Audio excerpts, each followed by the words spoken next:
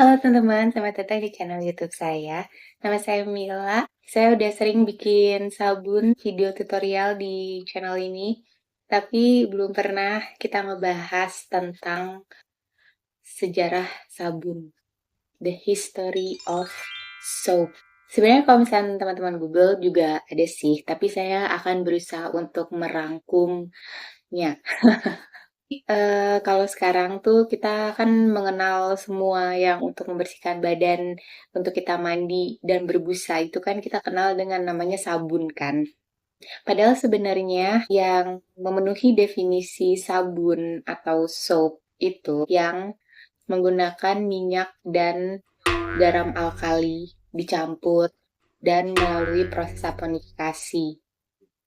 Nah, itu namanya savon atau sabun atau soap gitu. Jadi bahasanya tuh seperti itu ya, soap, savon, sabun gitu.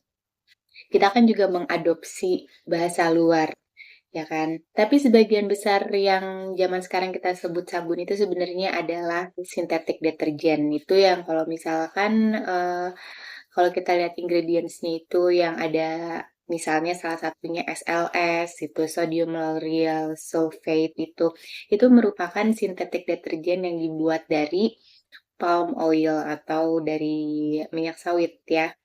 Walaupun banyak juga deterjen yang dibuat dari minyak-minyak yang lain kayak SCI itu dibuat dari coconut oil gitu. Terus deterjen sintetik yang dari kelapa sawit juga nggak cuma satu macam, nggak cuma SLS, itu ada SLS, SLES dan segala macamnya itu.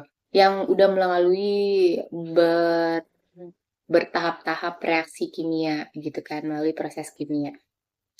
Nah, sementara yang sabun itu untuk membedakannya, makanya eh, banyak yang akhirnya menggunakan istilah sabun natural atau natural soap untuk membedakan dari sabun yang sebenarnya adalah sintetik deterjen itu. Nah, jadi sejarahnya sabun itu tuh udah kayak way back sebelum Masehi. Jadi waktu zaman Mesopotamia, itu sebenarnya udah ada sabun itu. Waktu itu orang-orang tuh udah mengenal bagaimana caranya mencampur antara fat dengan garam alkali yang mungkin waktu itu tuh secara nggak sengaja terjadi karena ada abu hasil bakaran dari kayu-kayuan tertentu ketika tercampur dengan air hujan akan bereaksi sehingga menjadi alkali mempunyai derajat basa tuh yang tinggi gitu. Makanya disebut garam alkali. Makanya garam alkali itu nama lainnya tuh adalah soda ash. Nah, entah bagaimana mungkin secara tidak sengaja seperti penemuan pertanian pada zaman dulu itu. Nah, akhirnya tuh mereka menemukan bahwa ketika dicampur itu bisa membersihkan gitu loh. Nah, akhirnya situlah ditemukan sabun. Waktu pas zaman Mesir itu, zaman Mesir kuno, itu tuh udah ditulis gitu loh resep sabun. Jadi kalau zaman Mesir tuh kan mereka nulisnya tuh di papirus gitu ya, di kertas papirus itu udah ada resep sabun. Jadi itu mereka mencampur antara lemak hewani, ya itu lemak dari sapi atau dari hewan-hewan lain gitu, lemak hewani dan juga dicampur dengan lemak dari nabati atau minyak-minyak tumbuhan gitu, dicampur dengan garam alkali menjadi sabun gitu. Entahlah apa bahasa Mesirnya. Kata sapo atau soap itu, kalau menurut ada legenda Roman legend itu diambil dari kata Gunung Sapo atau Mount Sapo. Ini legenda di mana waktu ada pengorbanan hewan, fatnya, lemaknya tercampur dengan hasil bakaran abu atau ash, kemudian kena air hujan, itu tuh mempunyai kekuatan untuk membersihkan. Legendanya seperti itu. Jadi mungkin itu Roman zaman dulu itu mengambil kata-kata dari sapo itu. Tapi di zaman sekarang, soda ash itu atau garam alkali yang dihasilkan dari ash dan air hujan itu udah dibuat secara chemical juga ya secara kimia, atau sodium hidroksida. Asal muasalnya dalam bentuk alaminya, dalam bentuk naturalnya itu yaitu dari hasil bakaran kayu tertentu yang dicampur dengan air hujan. Jadi kalau untuk zaman sekarang kita membuat sabun natural dengan ini NaOH atau sodium hidroksida minyak minyak. Semua minyak sebenarnya bisa digunakan. Semua minyak itu mempunyai yang namanya saponification number atau angka saponifikasi. Nanti akan saya bahas lagi kalau misalkan teman-teman tertarik, saya akan bahas secara khusus tentang apa itu saponification number. Tapi setiap minyak olive oil, minyak coconut, um, sunflower, bahkan um, lard itu tuh minyak yang diambil dari fatnya babi. Banyak juga yang bikin sabun dengan menggunakan fat yang di-render gitu dari lard. Ada juga yang pakai tallow. Kalau tallow itu tuh adalah lemak yang diambil dari sapi. Itu juga bisa dibuat sabun. Nah, itu mempunyai angka saponifikasi yang berbeda-beda.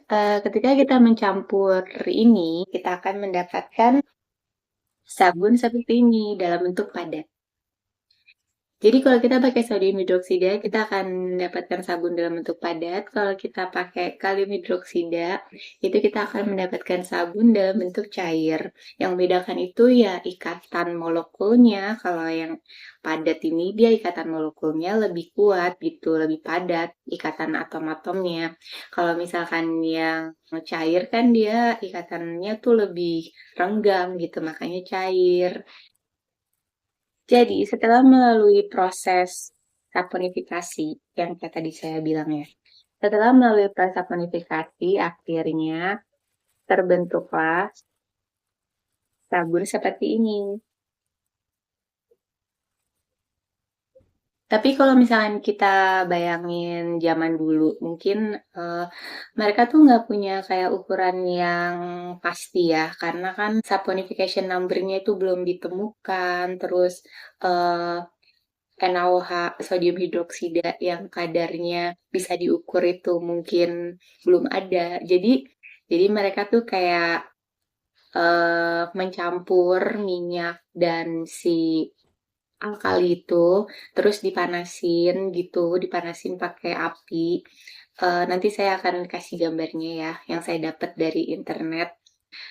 Itu dimasak dengan api gitu, pakai kayu bakar sampai mungkin mengental. Nah, jadi katanya tuh ada satu daerah yang mempertahankan cara pembuatan sabunnya itu dari zaman nenek moyangnya gitu. Nah, itu yang kita kenal dengan nama daerahnya itu Aleppo.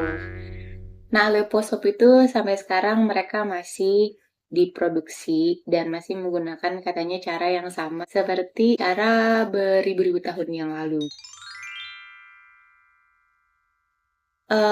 Ketika Perang Dunia, ketika World War itu kan kondisi ekonomi kan sulit gitu, terus kayak bahan-bahan tuh sulit, untuk bahan makanan aja sulit. Pada saat itu minyak-minyak nabati dan minyak-minyak hewani kayak gitu tuh sulit didapatnya. Jadi kalau misalkan ada pun ya pasti buat dimakan gitu loh, nggak untuk dibuat sabun. Kemudian ya itu akhirnya ditemukan, ada yang menemukan sintetik deterjen itu. Awalnya tuh SLS ditemukan itu untuk membersihkan grease atau oli itu di mesin-mesin gitu loh. Tapi akhirnya berkembang, akhirnya dipakai untuk hygiene ke manusia-manusia gitu. Apa yang membuat orang-orang akhirnya banyak yang kembali untuk menggunakan sabun yang pakai cara zaman dulu. Ya, itu karena banyak orang yang eh pengen kembali ke kehidupan yang lebih simpel ya. Kalau misalkan sabun yang secara komersil itu banyak bahan kimianya, kayak ada pengawetnya dan segala macam kayak gitu-gitu. Sementara Kalau sabun yang ini kan lebih simpel, jadi kayak cuman minyak dan alkali gitu kan. Jadi mungkin itu yang membuat orang tuh akhirnya banyak kembali ke yang lebih simple dan lebih natural gitu. Karena semakin banyak bahan kimia, semakin banyak ingredients itu tuh akan semakin banyak zat-zat yang kontak dengan kulit kita dan semakin banyak zatnya itu kan kita jadi kayak kurang tahu nih yang mana nih yang kita nggak cocok atau kita alergi gitu loh dari sekian banyak itu ya kan. Sementara kalau misalnya kita kayak bikin sendiri atau dengan bahan yang lebih natural ini, kalau misalkan bahannya semakin sedikit, kita jadi semakin tahu kita alerginya apa. Karena ya walaupun itu natural, tapi kita juga bisa alergi. Kayak misalkan essential oil aja, walaupun essential oil itu natural, tapi kita bisa itu ada alergennya. Kayak misalkan minyak pun, kayak kalau kita alergi sama kacang-kacangan, kayak gitu, kita tuh nggak boleh pakai sabun tuh yang mengandung minyak yang ada kacangnya gitu, kayak apa yang ada kacangnya, kayak almond oil tuh kan kacang-kacangan ya kan. Nah, kalau kita alergi kacang tuh kita nggak boleh pakai sabun yang ada almond oilnya gitu. Jadi semakin sedikit ingredientsnya, itu kita jadi semakin lebih aware alergen mana nih yang bisa mempengaruhi kita. Jadi kalau semakin banyak ingredientsnya dan ingredientsnya itu kita nggak familiar yang pakai nama-nama bahan-bahan kimia, itu dia dibuatnya dari apa, kita nggak tahu. Nah itu tuh yang bikin kita jadi kayak have no clue gitu. Jadi kita sebenarnya tuh nggak cocoknya dengan bahan yang mana di antara sekian banyak ini gitu. Nah mungkin itulah yang membuat kenapa banyak orang tuh yang semakin banyak balik ke sabun yang dibuatnya pakai cara sebelum Masehi, pakai cara purbakala gitu.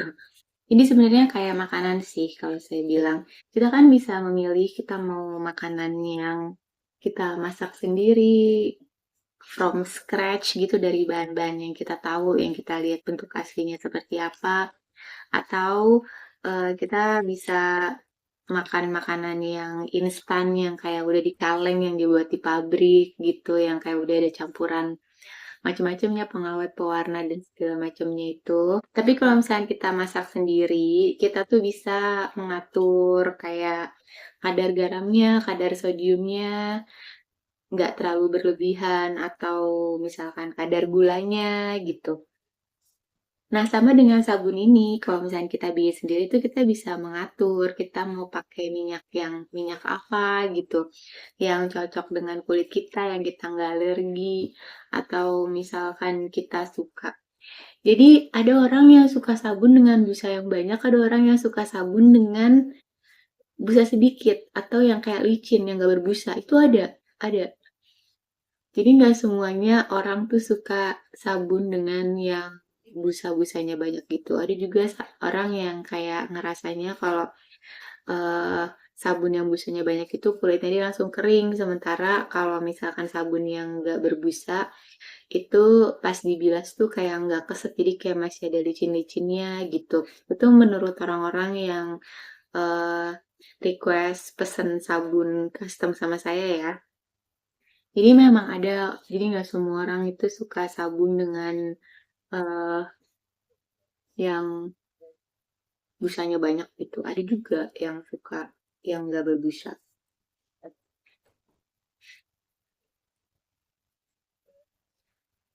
Dan saya lihat tuh sekarang trennya tuh malah kayak orang-orang tuh banyak yang pengen sabun yang gak ada wanginya. Jadi kayak unscented gitu loh. Kebanyakan kenapa banyak yang pesan sabun ke saya yang custom itu karena mereka tuh pengen pesan sabun yang gak ada wanginya gitu. Karena kalau kita beli di toko atau kita beli dimanapun itu kan rata-rata sabun udah ada wanginya ya kan. Jadi makanya kalau kita bikin sendiri atau ya kayak orang yang kayak nggak sempat bikin tuh biasanya masa ke saya gitu. Jangan sibuk. Rata-rata mereka pesennya gitu. Mereka pesennya unscented, sabun cair yang gak ada wanginya, terus kayak sabun batang begini juga khusus request yang gak ada wanginya gitu. Dan memang synthetic detergent SLS itu memang dibuat sebagai solusi dari permasalahan sabun yang lebih murah gitu loh.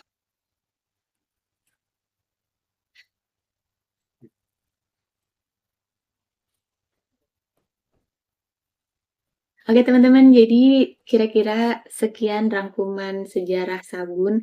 Sebenarnya kalau misalnya mau dicari di Google tuh lebih lengkap ya. Kalau saya kan kayak cuman ngerangkum doang. Selanjutnya, kira-kira saya perlu bahas apa? Teman-teman bisa tulis di kolom komentar. Oke? Tentang persabunan ya maksudnya. Ya, bisa kita nanti bahas tentang saponifikasi gitu atau tentang apa tentang minyak-minyak yang digunakan itu apalah gitu bebas kalian bisa tulis di kolom komentar ya. Kalau misalkan mau tahu lebih banyak, saya juga punya banyak playlist tentang sabun, tutorial sabun, tips-tips untuk permasalahan sabun-sabun teman-teman dan kalau misalnya ada masalah tentang persabunan juga tentang pembuatan sabun juga teman-teman bisa tulis di kolom komentar. Tapi mohon maaf kalau misalkan kayak di postingan-postingan yang lama, terus teman-teman kayak kok nulis di komentar tuh kadang-kadang suka kelewat, suka kayak nggak kebaca gitu sama saya kalau di postingan-postingan yang udah lama kayak tahun-tahun lalu gitu. Ya kalau misalkan teman-teman pengen sesi live lagi juga bisa tulis di kolom komentar. Kayak pengen dong ada sesi live tanya jawab Q&A tentang soap making lagi gitu. Oke teman-teman, jadi see you on the next vlog. Dadah.